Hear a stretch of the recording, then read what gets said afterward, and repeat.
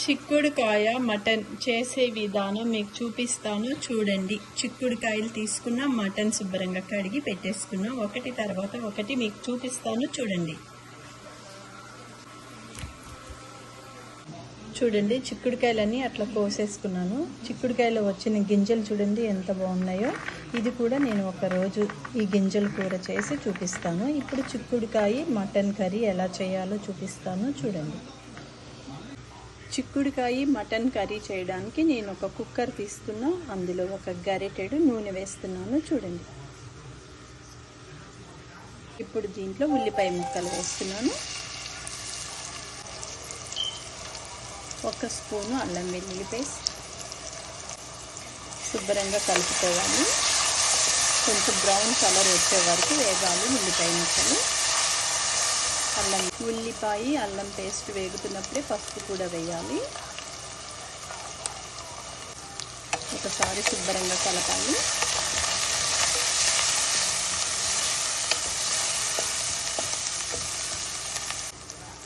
చూడండి, అల్లం వెల్లుల్లి పేస్ట్ ఉల్లిపాయలు వేగిపోయాయి. ఇప్పుడు దీంట్లో నేను మటన్ వేస్తున్నాను.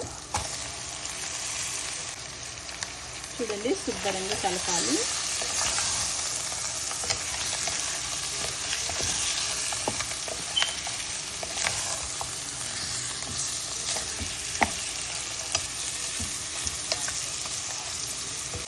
ఒక 10 నిమిషాలు ఇట్లానే మగ్గాలి.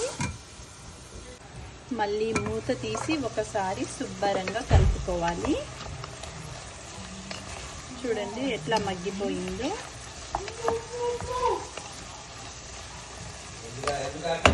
చూడండి, కొంచెం వాటర్ వేయాలి ఇందులో. ఇప్పుడు ఒకసారి అంతా మిక్స్ చేసి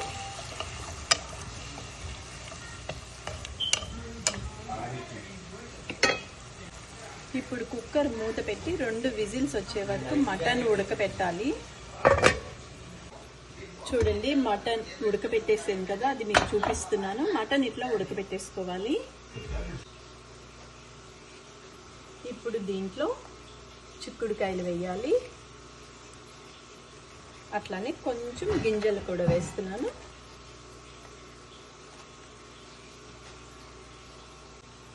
కొంచెం కారము, కొంచెం సాల్ట్, కొంచెం జీలకర్ర పౌడర్. ఈ మటన్ చిక్కుడుకాయ కూరకి మసాలా వేయని అవసరం లేదు. అల్లం వెల్లుల్లి పేస్ట్ ఉంటే చాలు. కొంచెం జీలకర్ర పౌడర్. ఇది 2 విజిల్స్ వస్తే చాలు. చిక్కుడుకాయలు ఉడికిపోతాయి. ముందరే మటన్ ఉడికిపోయింది కదా, దాంతోపాటు మనం ఉడికిపెట్టుకుంటే చిక్కుడుకాయలు మెత్తగా అయిపోతాయి. అందుకనేసి ఇప్పుడు వేసాను. ఇప్పుడు ఒక 2 విజిల్స్ వస్తే చిక్కుడుకాయ మాంసం రెడీ అయిపోతుంది. చూడండి, శుభ్రంగా ఒకసారి కలిపేసుకోవాలి.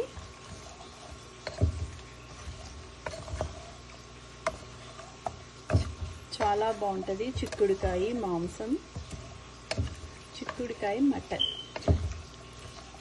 అంతే, ఇట్లా కలిపేసుకోవాలి. ఇంకా మనం దీంట్లో నీళ్ళు కూడా వేయని అవసరం లేదు.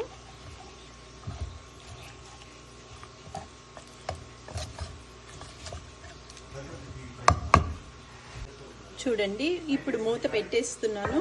2 విజిల్స్ వస్తే చాలు మాట. చూడండి, చిక్కుడుకాయ మటన్ కర్రీ రెడీ అయిపోయింది.